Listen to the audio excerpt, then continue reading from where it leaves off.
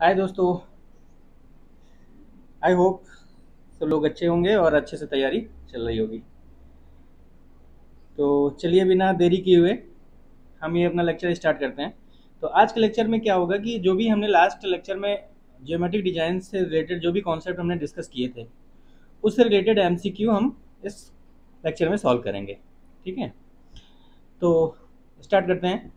सबसे पहले, if curve of 4 degree accompanied by the ruling gradient of 1 in 150 on a broad gauge track, तो permissible gradient would be. तो अब इस question में क्या पूछ रहा है कि हम ग्रेड कंपनसेशन निकालें और उसके बाद कंपनसेटेड ग्रेड क्या होगा उसकी वैल्यू पूछ रहा है। तो 4 डिग्री कर्व के लिए सबसे पहले हम क्या लगाएंगे, कितना था 4 डिग्री के ब्रॉड गेज के केस में जो ग्रेड कंपनसेशन होता था। तो सबसे पहले तो होता था कि 0.04% पर डिग्री है। सेकंड ऑप्शन में क्या था, सेकंड ऑप्शन में था 70/R। इनमें से जो मिनिमम वैल्यू होती है मिनिमम, तो उसको हम अडॉप्ट करते हैं एज अ ग्रेड कंपनसेशन। फिर कंपनसेटेड ग्रेड जो होता है, जो ओरिजिनल ग्रेड से हम कंपनसेशन घटा देते हैं तो कंपनसेटेड ग्रेड मिल जाती है। तो सबसे पहले अगर फर्स्ट कॉन्सेप्ट से हम देखें तो यहाँ से कितना हो जाएगा 0.04 इंटू कितना डिग्री है 4 डिग्री, तो यहाँ से कितना हो जाएगा 0.16। ये तो हो गया ग्रेड में कंपनसेशन। ठीक है, नेक्स्ट अगर हम निकालें तो 70/R। आर हमको पता नहीं है, आर के लिए हम क्या करेंगे 1750 डिवाइड बाई डी डिग्री। तो 1750 डी डिग्री कितना होता है 4 डिग्री इसमें, तो ये वैल्यू निकल के आएगी 1750/4 1750/4 437.5।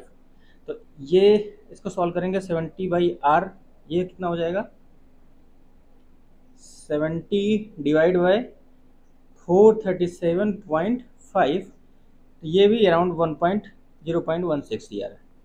ठीक है, अब दोनों लगभग सेम आ रहे हैं तो दोनों में से मिनिमम वैल्यू हम 0.16 कंसिडर कर सकते हैं। ठीक है, अब हमारे पास देखिए कि ओरिजिनल ग्रेड है कितना 1 in 150, तो 1 in 150 इसको परसेंटेज में अगर हम चेंज करेंगे तो कितना हो जाएगा ये 100 डिवाइड बाई 150, ये होता है 0.67। ओके, ये हमारे पास ओरिजिनल ग्रेड है और अभी ग्रेड कंपनसेशन के बाद कुछ ऐसा आ जाएगा हमारा। तो इसमें से हम ग्रेड कंपनसेट करते हैं 0.67 माइनस का 0.16, कितना निकल के आएगा 0.51%। अब 0.51% को अगर हम चेंज करेंगे तो ये कितना हो जाएगा 1 डिवाइड बाई 0.0015 सॉरी 51, ये हो जाता है 196 1 in 196 पॉइंट समथिंग। तो 1 in 196 होता है, तो इसको हम 1 in 200 कंसिडर कर लेंगे। ठीक है, तो आई होप आपको ये चीज़ समझ में आया होगा। डायरेक्टली अगर हमें क्वेश्चन सॉल्व करना है, जल्दी में है, तो हम इतना ले सकते हैं कि ये जो 4% पहला वाला हम इसको भी कंसिडर करके हम चल सकते थे, लेकिन हम अभी हमने ये भी चेक कर लिया 70/R लगा के, तो उससे हमारा क्वेश्चन गलत नहीं होना है। फिर नेक्स्ट क्वेश्चन हम बात करें grade compensation for the curvature पर डिग्री ऑन ब्रॉड गेज। ठीक है, तो ब्रॉड गेज के केस में पर डिग्री में अभी हमने ऊपर देखा कितना लेते हैं 0.04% पर डिग्री, तो इसमें हमारा अच्छा हाँ, यहाँ पे थोड़ा सा टाइपिंग मिस्टेक है तो क्रम वाइज ऊपर नीचे हो गया होगा, लेकिन आपको आंसर से मतलब है, क्रम से मतलब नहीं है। ठीक है, तो उससे आप थोड़ा से मैनेज करिए। फिर उसके बाद नेक्स्ट क्वेश्चन क्या बता रहा है, safe speed on the railway track is calculated. अच्छा, इसी में अगर दूसरा क्वेश्चन पूछ ले, ब्रॉड गेज के केस में तो इतना है, अगर मीटर गेज के केस में और नैरो गेज के केस में पूछता है तो मीटर गेज के केस में कितना था, मीटर गेज के केस में 0.03% और नैरो गेज के केस में 0.02%। ठीक है, ये चीज़ ध्यान रखिएगा। फिर उसके बाद नेक्स्ट क्वेश्चन क्या कहता है, safe speed on the railway track is calculated by using.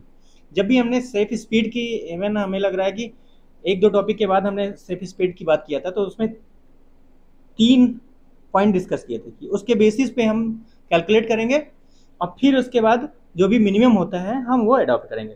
तो यहाँ पे क्या दे रखा है कि using Martins formula, Martins formula का पहले हमने इस्तेमाल किया था, फिर उसके बाद कैंट फार्मूला का, और फिर using length of the transition curve, तीनों के हिसाब से हम निकालते हैं। फिर उसके बाद से जो मिनिमम वैल्यू होती है तो उसको हम अडॉप्ट करते हैं। तो इसमें हमारा डी सही है। फिर हम बात करें next question 20 metre chain length की। For 20 metre chain length 600 metre radius of the curve, तो degree of the curve will be. इसके लिए हमने अपने जब टॉपिक डिस्कस किया था तो इसका मैंने मेथड बताया था कि अगर हमारा ये कर्व है, ये इसकी रेडियस हो गई, ये है डिग्री, ठीक है, और ये हमारा चेन लेंथ होता है, ठीक है। ये कितना दे रखा है, 20 मीटर चेन लेंथ है और 600 मीटर रेडियस है। ये 600 मीटर है और ये है हमारा 20 मीटर। तो हम जानते हैं कि r इंटू थीटा बराबर होता है कॉर्ड लेंथ। कॉर्ड लेंथ क्या है, ये अपना कर्व का जो उतना लेंथ वो बनता है, ये 20 मीटर है। तो ये हो जाएगा 600 इंटू डी डिग्री। या डिग्री में अगर करेंगे तो इसको हमको चेंज करना होगा रेडियन में, तो π/180 इक्वल टू 20। तो डी डिग्री इक्वल टू कितना हो जाएगा, 20 into 180 divide by pi into 600। तो ये वैल्यू निकल के आएगी हमारी, यहीं से देख लेते हैं इसको, हम 22/7 लिख सकते हैं।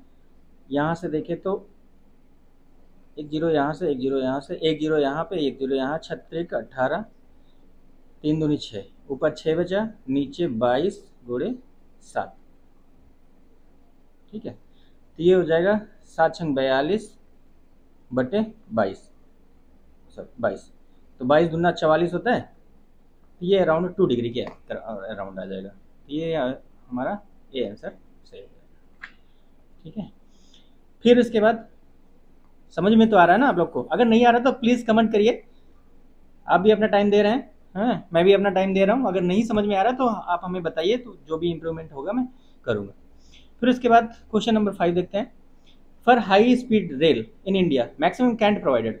अब कैंट जो है कितना मैक्सिमम प्रोवाइड करते हैं, तो हमने देखा था कि मैक्सिमम 16.5 तक लेके जाते थे, लेकिन एक केस और आता था कि वहाँ पे हम मैक्सिमम 18.5 तक हमने चार्ट जब इसके रिकॉर्डिंग हमने टेबल मेंशन किया था तो वहाँ पे हमने 18.5 मैक्स हमने बताया था, ठीक है। तो ये वैल्यू कितनी हो सकती है, 18.5 के बराबर हो सकती है, ठीक है। नेक्स्ट क्वेश्चन पे हम मूव करें तो नेक्स्ट क्वेश्चन क्या कहता है, consider the following statement, consider the following statement, equilibrium speed is the average speed for all the trains passing in the track. सही है, इक्विलिब्रियम स्पीड के बारे में जब हम चर्चा कर रहे थे तो क्या होता है, वो एक तरह से एवरेज स्पीड होती है। उसके 2-3 मेथड होते हैं, ठीक है, एवरेज, वेटेड एवरेज मेथड, फिर उसके बाद 2-3 मेथड थे हमने निकाले थे लास्ट, अगर आपको देखना ही है तो पुराने लेक्चर प्रिपेयर कर सकते हैं। फिर उसके बाद क्या बता रहा है कि actual cant provided is based on the maximum speed. ये क्या सही है? जब हम एक्चुअल कैंट की बात कर रहे थे तो वहाँ पे हमने कहा था कि जब एक्चुअल जो कैंट प्रोवाइड करते हैं वो क्या होता है कि हम इक्विलिब्रियम स्पीड के कॉरेस्पॉन्डिंग हम कैंट निकालते हैं, फिर उसमें अगर हम कैंट डिफिशियंसी भी हम प्रोवाइड कर सकते हैं। तो एक्चुअल कैंट हम मैक्सिमम स्पीड को लेके हमने डिजाइन नहीं करते हैं, ठीक है। तो ये तो हमारा गलत है। फिर उसके बाद cant deficiency is not allowed for the train running more than the 100 kmph। ये पॉइंट भी क्या सही है? रिकॉल करें आप पुराने लेक्चर में, तो हमने बताया था कि जब स्पीड मोर देन 120 kmph हो जाती है, स्पीड मोर देन 120 kmph हो जाती है, तो उस केस में मैक्सिमम कैंट कितना हम अलाउ करते हैं, ठीक है, मैक्सिमम कैंट डिफिशियंसी हम कितना अलाउ करते हैं, ठीक है। तो नॉर्मल केस में कितना था, 7.5, नॉर्मल केस के केस में था ये 7.5, और उस केस में कितना हो जाता था, 10 सेंटीमीटर, ठीक है। तो ये गलत है, ये भी गलत है। तो इसमें केवल ऑप्शन 1 इज राइट, तो A is right, only 1 is correct, right. फिर हम बात करेंगे next question, which of the transition curve is used in Indian railway. बहुत अच्छे से डिस्कस किया था मैंने कि स्पाइरल कर्व कब यूज करते हैं, क्यूबिक पैराबोला कहाँ पे यूज करते हैं, सर्कुलर कर्व कहाँ यूज करते हैं, बर्नौली, लेमनिस्केट। तो हमने 3 कर्व इस तरह से बनाए थे।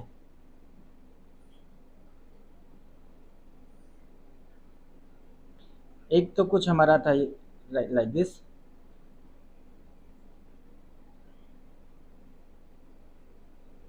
ठीक है, एक हमारा था लाइक दिस, और एक कुछ हमारा था लाइक दिस। तो ऐसे करके थे। तो हम क्या अपने इसमें इंडियन रेलवे में कौन सा अडॉप्ट करते हैं, क्यूबिक पैराबोला, ठीक है। फिर उसके बाद रेल, अच्छा हाईवे में कौन सा होता है, स्पाइरल, ठीक है। फिर हम बात करें, consider the following statement, transition curve are used with the circular curve at the curve track. क्या कह रहा है, ट्रांजिशन कर्व कहाँ पे यूज होता है, are used with the circular curve at the curve track, ठीक है। क्योंकि जब भी हम स्ट्रेट पोर्शन से सर्कुलर पोर्शन देते हैं तो वहाँ पे हम इसको जोड़ने के लिए क्या करते हैं, एक ट्रांजिशन कर्व लगाते हैं, ठीक है। तो ये ऑप्शन तो हमारा सही है। फिर उसके बाद नेक्स्ट क्या कह रहा है, radius of the transition curve uniformly increases from 0 at the straight track to maximum at the junction with the circular curve.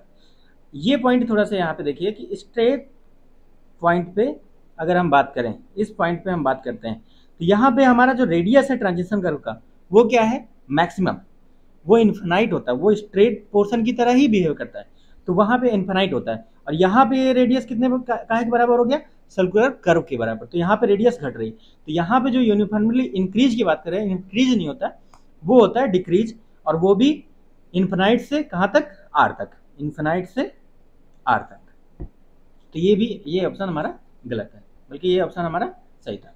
फिर नेक्स्ट हम बात करें कि cubic parabola is not used in Indian railway because setting out is difficult. तो अभी just इसके पहले question में हमने डिस्कस किया कि इंडियन रेलवे में हम कौन सा कर्व प्रोवाइड करते हैं, क्यूबिक पैराबोला। क्यों, एक तो ये ले डाउन करने में, मतलब इसका जो हम सेटिंग आउट करते हैं वो बाय ऑफसेट मेथड करते हैं, वो बड़ा इजी होता है। और दूसरी चीज जो इसका जो हम कर्व हम प्रोवाइड करते हैं, ये अप टू 8 डिग्री के लिए हम कहाँ पे जाते हैं, क्यूबिक पैराबोला के लिए। इंडियन रेलवे में मैक्सिमम कितना डिग्री हम अलाउ करते हैं, कर्व 10 डिग्री तक अलाउ करते हैं। तो उसमें क्यूबिक पैराबोला तक के लिए ही क्यूबिक पैराबोला हम अडॉप्ट कर सकते हैं, ठीक है। तो ये ऑप्शन भी, cubic parabola is not used in India, ये भी हमारा क्या है, गलत। तो इसमें अगर देखें तो ओनली 1 करेक्ट, या ओनली 3 करेक्ट, 1 and 3 करेक्ट, या ऑल करेक्ट। तो इसमें देखा जाए तो केवल ओनली 1 करेक्ट। फिर नेक्स्ट क्वेश्चन क्या कह रहा है, to encounter the effect of the centrifugal force, inner rail is raised above the level of the outer rail, this is known as the super elevation. हमने अपने लेक्चर में जब super elevation discuss किया था तो उसमें हमने बताया था कि कर्व पे क्या होता है कि हमारी ट्रेन के ऊपर एक बाहर की तरफ सेंट्रीफ्यूगल फोर्स काम करता है, जो कि हमारी ट्रेन को बाहर की तरफ खींचता है, सेंट्रल लाइन से बाहर की तरफ खींचता है, तो मतलब आउटर रेल की तरफ खींचता है। अब उस फोर्स को बैलेंस करने के लिए हम क्या करते हैं, अंदर रस्सी से बांध नहीं सकते, तो उसमें क्या करते हैं कि हम ट्रेन को थोड़ा अंदर की तरफ झुका देते हैं।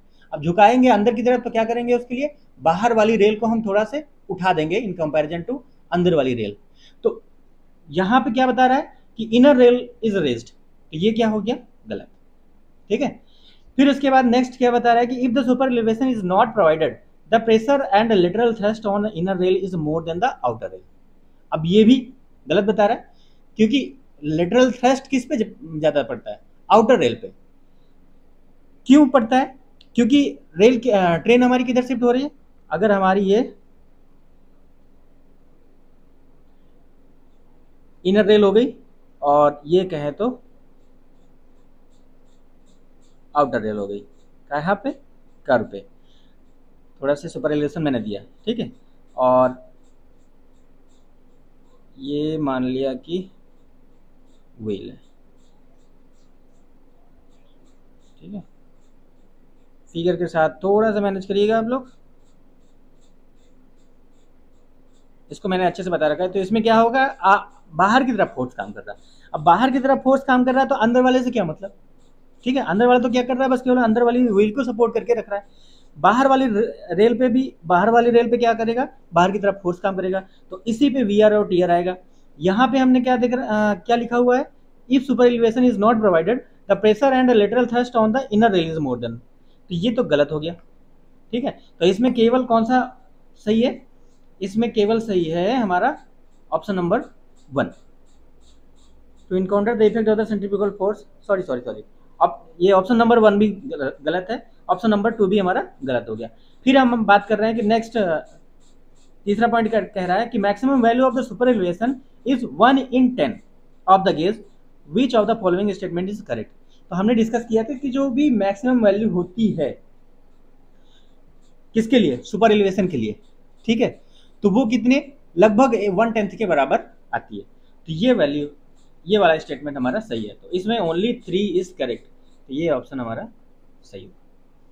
नेक्स्ट क्वेश्चन क्या कह रहा है, consider the following statement, which of the following statement is correct. तो पहला स्टेटमेंट क्या कह रहा है, ruling gradient is the gradient allowed so that engine can hall the load with its maximum capacity. तो क्या कह रहा है कि हमने अपने डिफिनेशन में भी देखा था कि नॉर्मली हम क्या करते हैं, रूलिंग ग्रेडियंट ही अडॉप्ट करते हैं। अब रूलिंग ग्रेडियंट क्या होता है कि उस केस में मैक्सिमम जो इंजन होता है वो अपनी मैक्सिमम कैपेसिटी यूटिलाइज कर सकता है लोड को कैरी करने के लिए। ठीक है, जैसे जैसे हम ग्रेडियंट बढ़ाते जाते हैं फिर उस ग्रेडियंट को कैटर करने के लिए इंजन को पावर लगानी पड़ेगी, तो वो लोड कैरी करने की क्षमता उसकी घटती जाएगी। ठीक है, तो ऑप्शन नंबर हमारा 1 तो सही निकल गया। फिर उसके बाद नेक्स्ट क्या कह रहा है कि on the plane ruling gradient is 1 in 200 to 1 in 300। क्या ये पॉइंट सही है? जब हम डिस्कस कर रहे थे तो हमने क्या डिस्कस किया था कि प्लेन के केस में और रूलिंग ग्रेडियंट के केस में, प्लेन में हम 1 in 150 to 1 in 250 लेंगे। ठीक है, ये हमने बात किया था। यहाँ पे क्या बता रहा है 1 in 200 से 1 in 300, तो ये क्या सही है, ये तो गलत हो गया। नेक्स्ट हमारा पॉइंट 3 क्या कह रहा है कि 1 extra momentum is given by the another engine at the end of the train, gradient is known as the momentum gradient. क्या ये सही है? मोमेंटम ग्रेडियंट के बारे में हमने क्या कहा था कि पहले हम डाउन ग्रेडियंट होता है, फिर उसके बाद हमारा अप ग्रेडियंट होता है।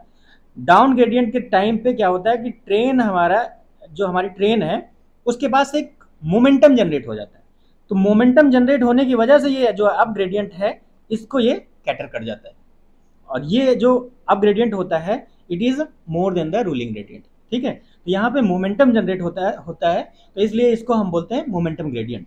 अब इसमें क्या बता रहा है कि ट्रेन के पीछे हम क्या ऐड कर रहे हैं, एक अनदर एक्स्ट्रा इंजन प्रोवाइड कर रहे हैं। तो एक्स्ट्रा इंजन हम कब प्रोवाइड करते थे, जब हम पुशर ग्रेडियंट की बात करते हैं। ठीक है, कि अगर हमारे पास ऐसे एक ग्रेडियंट है, थोड़ा सा लेवल इसका ग्रेडियंट हाई है, नॉर्मली जो पुशर ग्रेडियंट होता है it is more than ruling gradient and momentum gradient. ठीक है, तो इस केस में क्या होता है कि ट्रेन, अगर हमारी ये ट्रेन है, आगे की तरफ एक इंजन लगा हुआ है, तो हम पीछे भी एक इंजन प्रोवाइड करते हैं जो इसको पुश देता है या पावर प्रोवाइड करता है, पीछे से धक्का देता है, इसलिए हम इसको पुशर ग्रेडियंट कहते हैं। तो ये ऑप्शन भी हमारा गलत है, तो इस केस में हमारा only one is right. Next हम बात करेंगे for broad gauge track helper और pusher engine is provided if gradient is steeper than. जब हम अपने टॉपिक डिस्कस कर रहे थे, तो अगर आप लोग को ये क्वेश्चन सॉल्व करने में प्रॉब्लम हो रही है तो प्लीज़ आप पुराने लेक्चर्स को प्रेफर करिए हैं, और नहीं प्रेफर करना है तब भी हम सारी डिटेल तो मैं इस लेक्चर में मैं प्रोवाइड करूँगा। तो जब भी हमने डिस्कस किया था तो उसमें हमने बोला था कि जो हम हमारे यहाँ वेस्टर्न घाट है, वेस्टर्न घाट जो है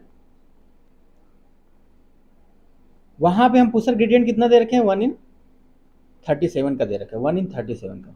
ठीक है, और जनरली हम कितना, जनरली अगर हम ग्रेडियंट मोर देन 1 in 75, इससे अगर ज़्यादा जाता है 1 in 70, 1 in समथिंग, तो हम बोलेंगे कि वहाँ पे हम क्या देंगे, पुशर ग्रेडियंट प्रोवाइड करेंगे। ठीक है, वहाँ पे हम पुशर ग्रेडियंट देंगे। यहाँ पे 1 in 75 करके कोई वैल्यू नहीं है, तो डायरेक्टली हमारे जो लेक्चर में मैंने डिस्कस किया था 1 in 37, तो इसमें ऑप्शन नंबर सी 1 in 37 को ही राइट माना गया है, तो 1 in 37 हम लेंगे। अगर यहीं पे मेंशन होता है कि जनरली हम क्या अडॉप्ट करते हैं द प्रोसेसर ग्रेडियंट और रीडिंग हमारी होती है 1/75, तो हम 1/75 टिक करते हैं। Grade compensation of 4 degree curve on broad gauge railway track is. 4 degree curve में ग्रेड कंपनसेशन कितना बनता है? 0.04% पर डिग्री। तो यहाँ कितना हो जाएगा? 0.04 इंटू 4, 0.16%। तो हमारा ए ऑप्शन सही हो जाएगा। फिर उसके बाद in broad gauge track specified ruling gradient is 1/250। Ruling gradient कितना है यहाँ पे?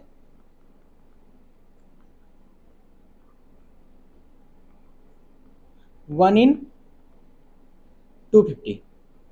तो इसको अगर हम सॉल्व करेंगे 1/250 तो कितना निकल के आता है? ये 1/250, ये आई थिंक अराउंड 4%। चेक कर लेते हैं। 100 डिवाइड बाय 250, 0.4%। ठीक है, ये हो जाता है 0.4%। अब कह रहा है कि 3 डिग्री कर्व है, 3 डिग्री यहाँ पे कर्व है, तो परमिसिबल कंपनसेटेड ग्रेडियंट बताओ। तो 3 डिग्री कर्व के लिए हमारा कितना कंपनसेशन निकल आएगा? तो 0.04 इंटू 3, तो 4 टाइम 12, 0.12%, ये हमारा कंपनसेटेड निकल आएगा कंपनसेशन। तो कंपनसेटेड ग्रेड जो होगा, कंपनसेटेड ग्रेड, ये क्या होता है? Original grade minus compensation. तो 0.4 माइनस 0.12, तो कितना हो जाएगा? ये 0.28%। तो 0.28 को हम सॉल्व करेंगे 0.28%, तो 1 इन कितना निकलेगा? ये 1 डिवाइड बाई 0.0028, तो 357.14 निकल गया है। तो ये हो जाएगा 1 इन 357.14, हमारा ये ऑप्शन सही रहेगा, 357। फिर उसके बाद कह रहा है कि which of the following is correct expression of versine of the curve. Versine हमने बताया था क्या होता है वर्साइन। एक ये सर्कुलर सेक्शन लिया हमने,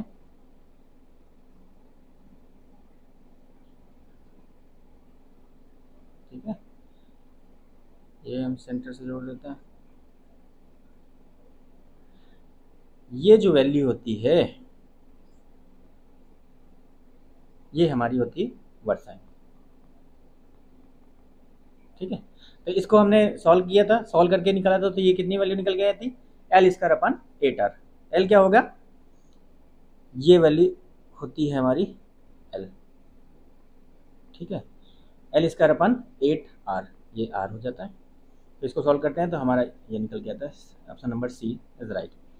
फिर नेक्स्ट क्वेश्चन क्या कह रहा है कि the ruling gradient on a broad gauge section of the railway is 1/150 and a 4 degree curve is also there on it, what is the allowable ruling gradient. अब इसमें भी हम क्या करेंगे, जब हमने लेक्चर डिस्कस किया तो हमने यही क्वेश्चन भी डिस्कस किया था 1/150 लेके। तो 1/150 को अगर हम चेंज करेंगे परसेंटेज में तो कितना निकल जाएगा? ये 0.67% निकल जाएगा, 0.67% निकल जाएगा। ग्रेड कंपनसेशन अगर निकाले तो 4 इंटू 0.04, तो ये हो जाएगा 4 चौको 16, 0.16%। तो कंपनसेटेड ग्रेड कितने हो जाएगा? 0.67 माइनस 0.16, तो ये हो जाएगा 0.51%। अब 0.51 को अगर हम सॉल्व करेंगे तो वो कितना हो जाएगा? 1 डिवाइड बाई 0.0051, 1 इन 196.07, तो ये हमारा बी आंसर राइट हो जाएगा। नेक्स्ट क्वेश्चन क्या कहता है कि in India the minimum gradient provided on the station yard. अब मिनिमम ग्रेडियंट हम किस लिए प्रोवाइड करते थे? कि जब भी हम धुलाई करते हैं, बारिश का पानी आता है, तो वो इजिली ड्रेन आउट हो सके, तो उसके लिए हम मिनिमम ग्रेडियंट प्रोवाइड करते थे। उसकी रेंज क्या थी? 1 इन 400 टू 1 इन 1000।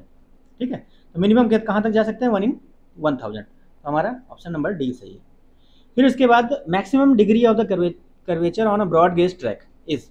अब maximum degree broad gauge track में अभी पीछे के लेक्चर, इसी लेक्चर में हमने पीछे के क्वेश्चन को सॉल्व करते हुए हमने मैक्सिमम डिग्री के बारे में बात किया था कि ब्रॉड गेज ट्रैक में कितना हम अलाउ करते हैं, 10 डिग्री।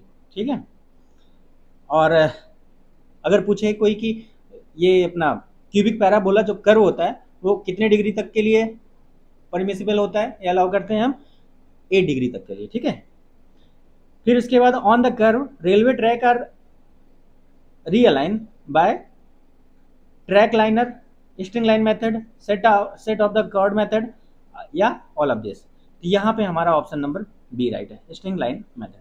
ठीक है, फिर इसके बाद क्वेश्चन 19 से 25 तक के लिए अगर हमारा कुछ एक्सप्लेनेशन दे रखा कि बोथ ए एंड आर, ए सही होगा अगर, ये तो आप लोगों को पता ही होगा ये क्या है। ठीक है, इसको डिस्कस करने की आई थिंक जरूरत नहीं है, अगर जिसको नहीं समझ में आता वो यहाँ से पढ़ लेगा। ठीक है, सीधा हम मूव करते क्वेश्चन पे। तो सबसे पहले पॉइंट ए क्या कह रहा है कि gradients much steeper than the ruling gradient are provided in hilly terrain. जो हिली टेरेन पे जो ग्रेडियंट हम प्रोवाइड करते हैं वो रूलिंग ग्रेडियंट से ज़्यादा स्टीप प्रोवाइड करते हैं। राइट, सही बात कह रहा है। Are negotiated with the help of the pusher gradient. ठीक है, उनको नेगोशिएट करने के लिए हम क्या प्रोवाइड करते हैं, पुशर ग्रेडियंट या पुशर इंजन प्रोवाइड करते हैं कि हमारे ट्रेन को वो पुश कर सके और उस ग्रेडियंट को कैटर कर सके या नेगोशिएट कर सके। ठीक है, ये ऑप्शन तो हमारा सही है। फिर ये हमारा सही हो गया। नेक्स्ट हमारा रीजन क्या बता रहा है कि restricting the gradient to the ruling gradient in hilly terrain would mean increase the length of the track resulting considerably in heavy excavation. एकदम सही बात कह रहा है। अगर हम रूलिंग ग्रेडियंट प्रोवाइड करने पे जाएंगे तो हमको क्या करना पड़ेगा, अपने पहाड़, एक तो हम ये क्या है, हिली टेरेन में ऊंचे ऊंचे पहाड़ होते हैं, अब हम इसको चढ़ना है। ठीक है, इसको चढ़ना है, फिर उसके बाद नेक्स्ट ऐसे करके हम जाते हैं। अगर हम ज़्यादा स्टीप ग्रेडियंट पे नहीं जाएंगे, हम रूलिंग ग्रेडियंट कहीं यहाँ जाएं, तो इसके लिए हम क्या करेंगे, हमारे ट्रैक की लंबाई को बढ़ाना पड़ेगा, ज़्यादा कटिंग करनी पड़ेगी। तो यहाँ पे यही बता रहा है। तो ये तो हमारा बता रहा है कि हम स्टीपर ग्रेडियंट प्रोवाइड करते हैं। और क्यों प्रोवाइड करते हैं कि अगर हम रूलिंग ग्रेडियंट प्रोवाइड करेंगे तो हमको ज़्यादा एक्सक्वेशन प्रोवाइड करना पड़ेगा। तो ये हमारा रीजन भी सही होगा। तो ये इसका ऑप्शन नंबर ए, 19 का ए इज द राइट ऑप्शन। फिर इसके बाद 20 के वक्त बता रहा है कि super elevation provided on the track is less than the maximum cant required. Super elevation जो प्रोवाइड करते हैं on the track is less than maximum cant required, या एक मतलब इक्विलिब्रियम कैंट से हम कम सुपर एलिवेशन प्रोवाइड करते हैं। ठीक है, ये ऑप्शन तो सही लग रहा है। फिर नेक्स्ट हम बात करते हैं कि subject to maximum value depending upon the speed and gauge cant deficiency is allowed, therefore the actual cant provided is less than the equilibrium cant. एकदम सही बात कहा है इसने कि हम नॉर्मली इक्विलिब्रियम कैंट प्रोवाइड कर सकते हैं, इक्विलिब्रियम कैंट हम प्रोवाइड कर सकते हैं। क्या होता है फार्मूला, ई बराबर G into V square upon 127 R. इतना कैंट हम प्रोवाइड कर सकते हैं, ये हमारा निकल के आता है इक्विलिब्रियम कैंट। यहाँ पे स्पीड जो हम लेते हैं इक्विलिब्रियम स्पीड लेते हैं। ठीक है, लेकिन हम ग्राउंड पे क्या प्रोवाइड करते हैं, ग्राउंड पे हम और कम कर सकते हैं। कितना कम कर सकते हैं, जो हमारी कैंट डिफिशियंसी कोड हमको अलाउ करता है। तो इसके लिए हम कहें तो जो एक्चुअल कैंट प्रोवाइड करते हैं वो इक्विलिब्रियम कैंट से कम प्रोवाइड करते हैं। कितना कम प्रोवाइड करते हैं, जो भी कैंट डिफिशियंसी अलाउ करती है हमारी कोड, उतना हम कैंट कम प्रोवाइड करते हैं। तो हमारे दोनों ऑप्शन सही है और ये जो रीजन दे रखा है ये करेक्ट रीजन है। तो हमारा 20 का भी ए ऑप्शन सही है। 21 की बात करें तो cubic parabola is used as a transition curve. क्या बता रहा है, क्यूबिक पैराबोला जो है is used as a transition curve in Indian railway unlike the spiral curve in roadways. सही बात है, इंडियन रेलवे में हम क्यूबिक पैराबोला ही अडॉप्ट करते हैं और रेलवे में हाईवे में बात करें तो हम स्पाइरल कर्व प्रोवाइड करते हैं। Up to deflection angle 9 degree cubic parabola traces same path as by the spiral curve and setting out cubic parabola is easier by the offset method. एकदम correct बताया इसने कि हमारा जो क्यूबिक पैराबोला है वो क्या होता है कि up to 9 degree same spiral curve की तरह उसको हम ड्रा कर सकते हैं। ठीक है, अगर उससे ज़्यादा किया तो हम स्पाइरल पे जाएंगे, क्योंकि अप टू 10 डिग्री के लिए हम अलाउ करते हैं क्या, सॉरी 10 डिग्री क्या, 9 डिग्री या इवन 8 डिग्री। आई थिंक इसमें थोड़ा सा कंफ्यूजन ना, पुराना लेक्चर प्रेफर करिए। 8 डिग्री था या 9 डिग्री, उसके लिए हम क्यूबिक पैराबोला ही अडॉप्ट करते हैं। ठीक है, आपको मैं बता देता हूँ लेक्चर के लास्ट तक।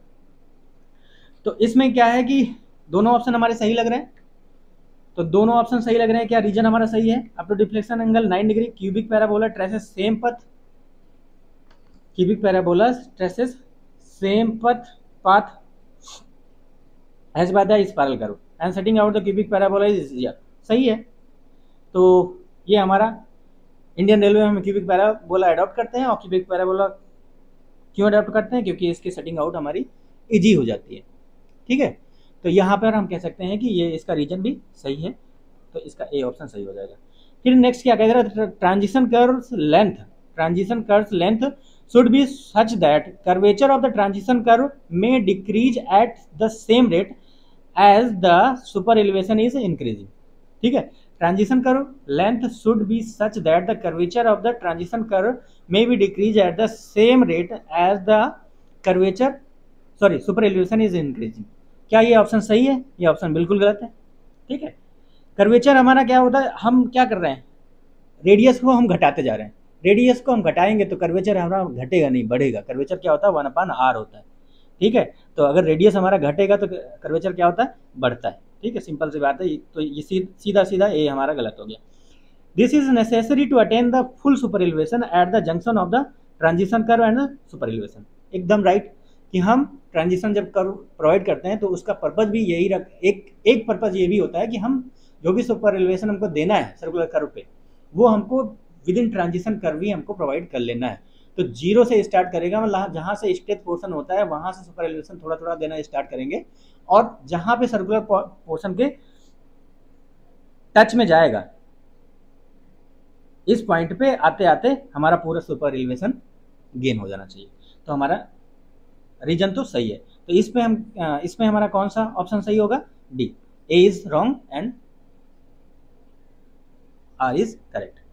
फिर उसके बाद क्वेश्चन नंबर 23 हम देखें, तो 23 क्या कह रहा है कि the smallest radius and largest degree of the railway track is limited. क्या कह रहा है कि smallest radius and largest degree of the railway track is limited. सही बात है, हमने अपना एक टेबल बना के देखा था, टेबल बना के हमने देखी थी कि उसमें मिनिमम रेडियस दे रखा था, मैक्सिमम डिग्री दे रखा था, कि इससे ज़्यादा हम कम नहीं कर सकते रेडियस, और इससे ज़्यादा हम डिग्री बढ़ा नहीं सकते।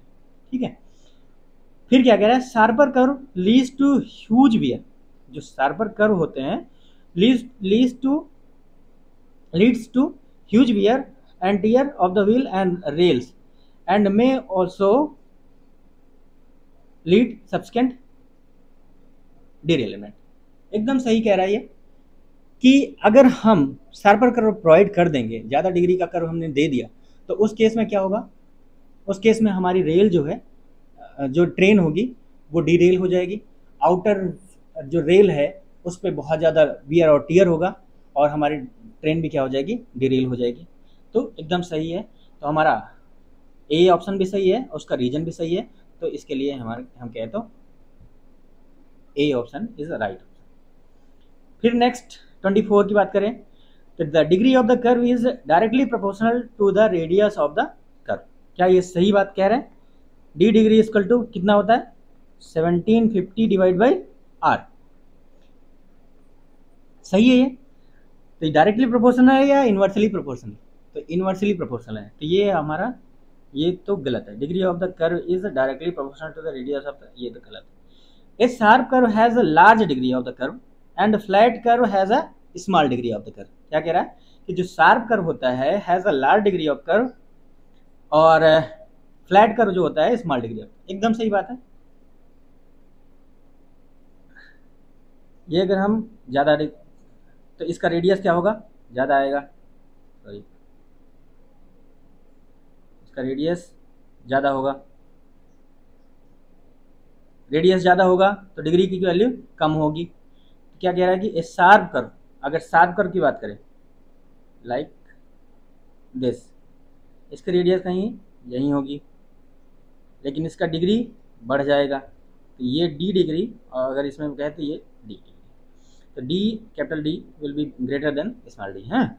तो शार्पर कर्व के केस में क्या हमने देखा, sharper curve has a large degree, d की वैल्यू बड़ी होगी, एंड फ्लैटर कर्व जो सेकेंड ऑप्शन ये वाला है, इसमें जो है डिग्री की वैल्यू कम होगी, तो ये हमारा सही है। तो A तो गलत हो गया, लेकिन R सही है, तो कौन सा ऑप्शन है इसका सही होगा, D, 24 का D option will be right. तो cant deficiency occurs when the train travels around a curve at speed higher than the equilibrium speed. Cant deficiency occurs when trains travels around a curve at a speed higher than the equilibrium speed. एकदम सही बात कह रहा है कि अगर हम equilibrium cantt के लिए, इक्विलिब्रियम स्पीड के लिए हमने कैंट प्रोवाइड कर दिया, ठीक है, हमने कैंट तो फिक्स कर दिया, क्योंकि हम बार बार तो उसका कैंट तो हम बढ़ाएंगे नहीं, वेरी तो करते नहीं, एक बार की हमने, क्योंकि उसको बोलते ही परमानेंट ट्रैक, तो परमानेंट ट्रैक में जो भी चीज़ें हमने फिक्स कर दी वो फिक्स है, तो उसका कैंट भी फिक्स हो जाता है। अगर हमारी स्पीड ऑफ द ट्रेन जो है इक्विलिब्रियम स्पीड से ज़्यादा है, तो उसके लिए अगर हम थ्योरेटिकल वैल्यू निकालेंगे तो वो वैल्यू क्या होगी, एक्चुअल से बड़ी आएगी, तो एक्चुअल से बड़ी आएगी, तो इसका जो डिफरेंस होता है वो क्या होता है, कि उसको बोलते हैं कैन डिफिशियंसी। तो हमारा ये तो सही हो रहा है कि कैन डिफिशियंसी होगा वहाँ पे। फिर cant deficiency is the difference between the actual cant and the theoretical cant, जो भी हमने अभी रीजन बताया आपको, सेम वही है, डिस्कस भी हो रखा है यहाँ पे। कैन डिफिशियंसी क्या होता है, is the difference between the actual cant and theoretical cant, तो एकदम सही, तो इसका A option will be right. फिर हम बात करेंगे नेक्स्ट क्वेश्चन 26 की। Given that the equilibrium cant required for a 45 kilometre speed in a broad gauge main line is 7.78। क्या बता रहा है कि इक्विलिब्रियम कैंट हम जो प्रोवाइड कर रहे हैं 45 kmph स्पीड के लिए, वो कितना दे रहे हैं, 7.78, किसके लिए, मेन लाइन के लिए। फिर वहीं पे हमारा क्या निकल रहा है, एक ब्रांच लाइन भी निकल रही है, तो what is the value of the cant to be provided for a branch track. ठीक है, अच्छे से हमने डिस्कस किया था, अगर आप लोग को याद हो, ये हमारी मेन लाइन हो गई, और यहाँ से अगर हम कहें तो एक ब्रांच लाइन होगी, ठीक है। तो हम क्या करते हैं, मेन लाइन के लिए कैंट प्रोवाइड करते हैं, पहले तो इक्विलिब्रियम कैंट निकालते हैं, इक्विलिब्रियम कैंट के बाद हम कैंट डिफिशियंसी देते हैं, कैंट डिफिशियंसी लगाने के बाद जो भी एक्चुअल कैंट निकल के आता है, वो एक्चुअल कैंट हम मेन लाइन के लिए प्रोवाइड करते हैं, और वही हमारे ब्रांच लाइन के लिए क्या हो जाता है, नेगेटिव कैंट हो जाता है। ठीक है, तो सारी चीज़ें आई थिंक समझ में आ रही होगी मेरे बोलने से। अगर बहुत डिटेल में जानना है तो आप प्लीज़ पीछे का लेक्चर आप प्रीफर कीजिए, बहुत अच्छे से मैंने डिस्कस किया है। ठीक है, क्या होता है नेगेटिव कैंट। तो यहाँ पे जो थ्योरेटिकल कैंट निकल के आ रहा है वो 7.78 है। हम जो कैंट डिफिशियंसी होती है मैक्सिमम, वो कितनी लेते हैं, 7.50। यहाँ से जो कैंट, जो एक्चुअल कैंट निकल के आएगा ग्राउंड पे प्रोवाइड करने वाला, वो कितना आएगा, 0.28। तो मेन लाइन पे हम 0.28 प्रोवाइड करेंगे, लेकिन ब्रांच लाइन पे कितना हो जाएगा वही, क्योंकि हम क्या कर रहे हैं, ये वाले ट्रैक को हम उठा दे रहे हैं in comparison to this track. तो अगर हम इसको उठा दे रहे हैं, तो यहाँ भी इसको इनर ट्रैक को हमको उठाना पड़ेगा, इसको सेम इसी लेवल पे रखने के लिए। तो यहाँ पे इनर रेल जो होती है आउटर रेल के कंपैरिजन में ज़्यादा हाई लेवल पे हो जाती है, तो इस पे जो कैंट बोलते हैं उसको बोलते हैं नेगेटिव कैंट। तो यहाँ पे जो भी वैल्यू होती है उसको माइनस में रिप्रेजेंट करते हैं, माइनस में कितना हो जाएगा, -0.28। ठीक है, next question 27। Length of the transition curve is 240 metre and radius of the circular curve is 600 metre. Find the shift के लिए हमने फॉर्मूला देखा था, शिफ्ट S इक्वल टू क्या होता है, L²/24R ये होता है। तो L कितना दे रहा है length of the transition curve, 240 गुणे 240 डिवाइड बाय 24R, R कितना है इसमें, 600। निकाल लीजिए, ये वैल्यू निकल के आएगी 240 divide by 24 divide by 600, 4 directly ये निकल के आती है 4। तो ये हमारा option number B will be right answer. फिर next, for speed up of 130 kmph on broad gauge track maximum cant deficiency allowed is. 130 के लिए मैक्सिमम कैन डिफिशियंसी कितना अलाउ करेंगे? तो हमने देखा था कि जो कैन डिफिशियंसी होती है वो नॉर्मल केस में कितना लेते हैं हम, 7.5। लेकिन अगर स्पीड मोर देन 120 kmph है तो उस केस में हम मैक्सिमम कितना जाते हैं, 10 सेंटीमीटर। और ये डिस्कस हम करते हैं केवल ब्रॉड गेज के केस में, क्योंकि ब्रॉड गेज के केस में ही हम स्पीड हम 120 kmph से ज़्यादा हम जा सकते हैं। ठीक है, तो ये नैरो गेज और मीटर गेज के लिए हम कोई बात करते ही नहीं मैक्सिमम, उसमें जो भी वैल्यू है हमारे पास वो फिक्स है। ठीक है, फिर उसके बाद बर्नौली लैमिनिस्केट कर्व जो होता है, Bernoulli lemniscate curve loses its transition property after the deflection angle of कितना। हमने बात किया था कि जो बर्नौली लैमिनिस्केट होता है वो कहाँ तक वैलिड होता है, अप टू 30 डिग्री। ठीक है, उसके बाद ये ट्रांजिशन प्रॉपर्टी को लूज करने लगता है तो खो देता है। तो यहाँ पे option number C will be the right answer 30। What is the value of the steepest gradient to be provided on a 2 degree curve for broad gauge line having a ruling gradient. इसमें direct हम आपको answer बता दे रहे हैं, इसका solution अगर मेरे को थोड़ा सा अभी कंफ्यूजन है, अगर जो भी अगर मिलेगा तो मैं आपको बाद के लेक्चर में हम डिस्कस कर देंगे। इसमें ए ऑप्शन सही है।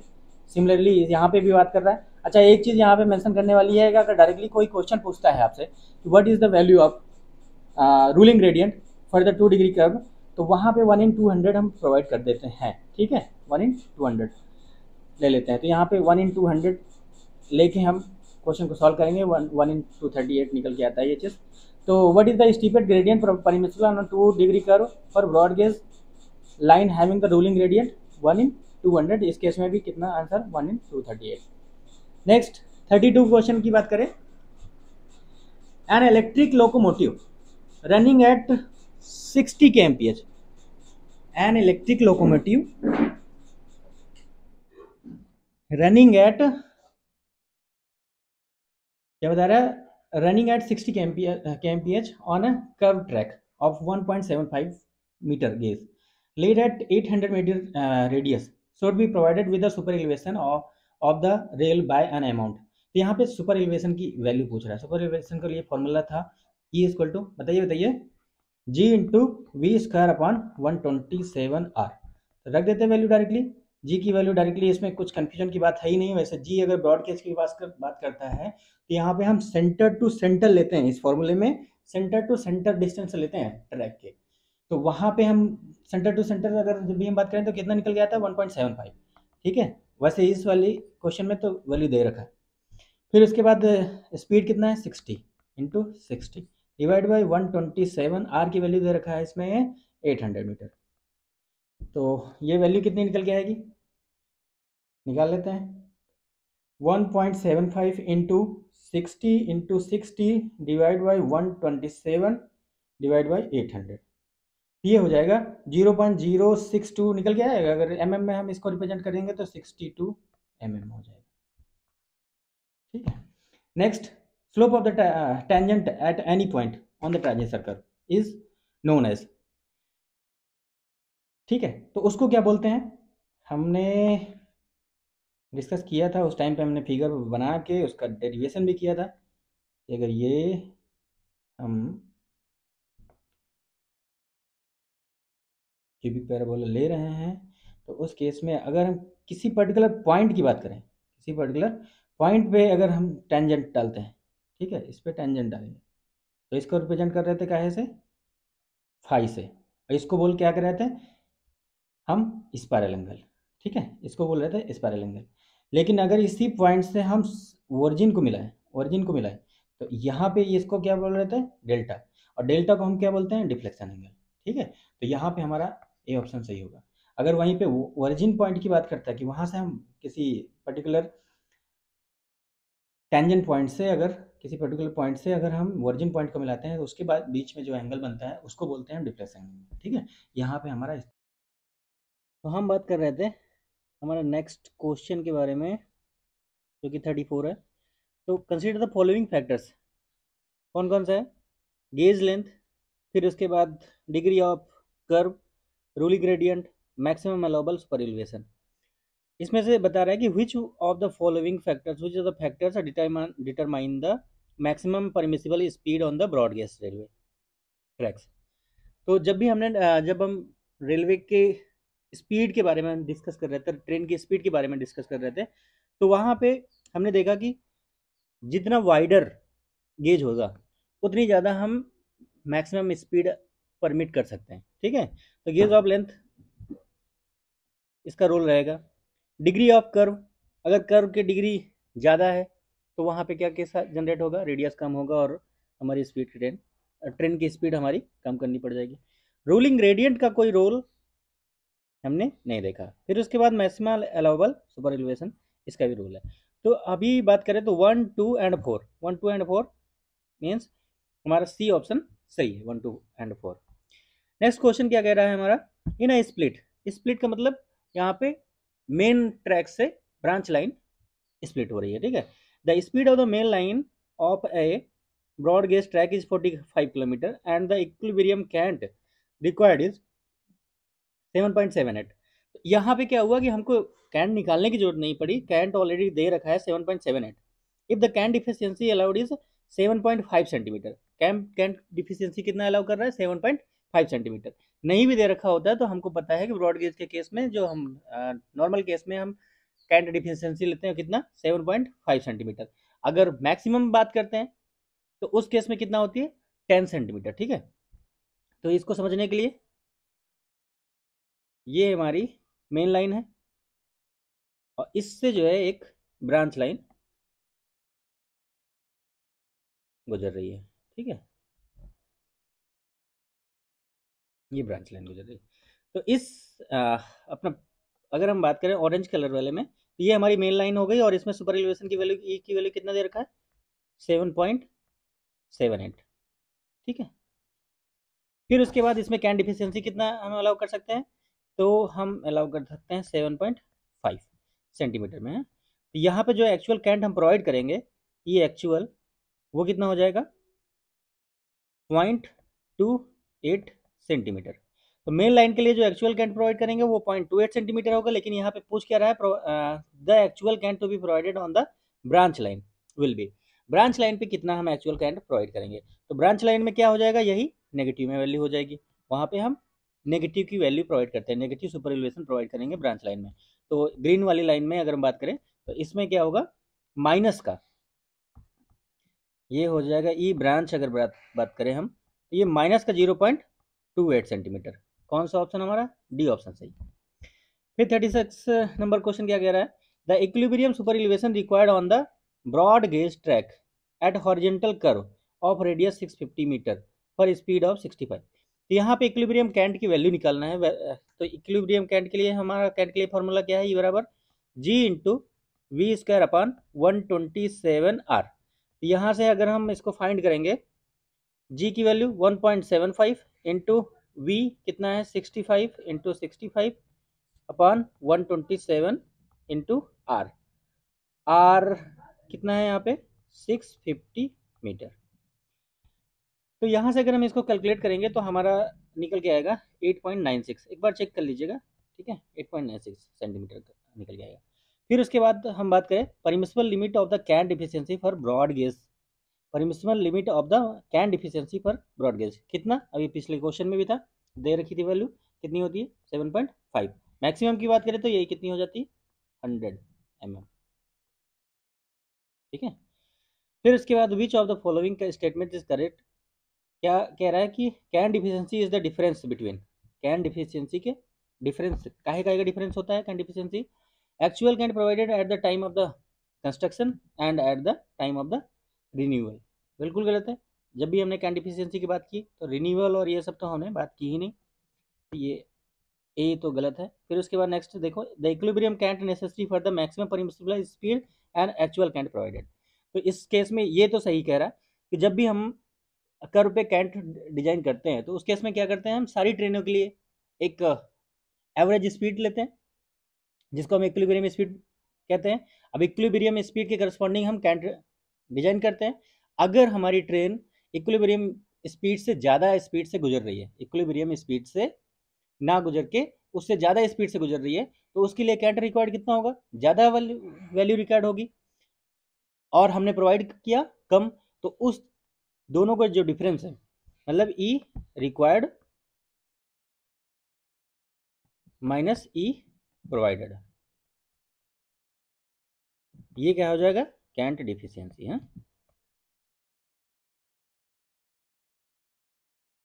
ठीक है, तो ये हमारा इसमें B option, equilibrium cant necessary for the maximum permissible speed and actual cant provided. ठीक है, ये हमारा सही है। सी भी देख लेते हैं, cant required at maximum speed and minimum speed, गलत है। फिर उसके बाद 2 पैरेलल रेल्स आफ्टर 10 डेज, ये भी गलत है। नेक्स्ट 39 क्वेश्चन क्या कह रहा है, और लास्ट क्वेश्चन है ये, if R is the radius of the circular curve, if R is the radius of circular railway curve in meter and d is the degree of the curve, then which one of the following is the expression for d? d क्या है, degree है। तो इसके लिए अभी हमने पीछे कई सारे क्वेश्चन सॉल्व किए जहाँ पे हमने डी डिग्री अगर दे रखा है तो रेडियस निकाला है, अगर रेडियस दे रखा है तो डिग्री काउंट कर सकते हैं। उसके लिए हम फॉर्मूला क्या होता है, d बराबर 1750 बाई आर। ठीक है, इसमें कौन सा हो गया, सी हमारा सही। इसमें थोड़ा सा इसका सीरियल आगे पीछे हो गया, ए जहाँ पे बी होना चाहिए वहाँ पे सी हो गया, बट इसको मैनेज करिएगा आप लोग। और आई थिंक सारे क्वेश्चन आप लोग को समझ में आया होगा। अगर समझ में आया तो इसको एक एक क्या 2 बार अगर रिवाइज कर लेंगे तो बेटर रहेगा। सारी चीज़ें मैंने डिफाइन करके सारे क्वेश्चन को सॉल्व किया है, तो I think it will be helpful for you, और थैंक यू गाइज। अच्छा हाँ, एक बात और, अगर मेरी मेहनत आप लोग को थोड़ा बहुत भी ऐसा लग रहा है कि हाँ ये फ़ायदा पहुंचा रही है, हैं ये क्वेश्चंस आपको बेनिफिशियल हैं, तो प्लीज़ इसको लाइक करिए, हैं शेयर करिए अपने दोस्तों के साथ, और हमारे चैनल को सब्सक्राइब करें। Thank you.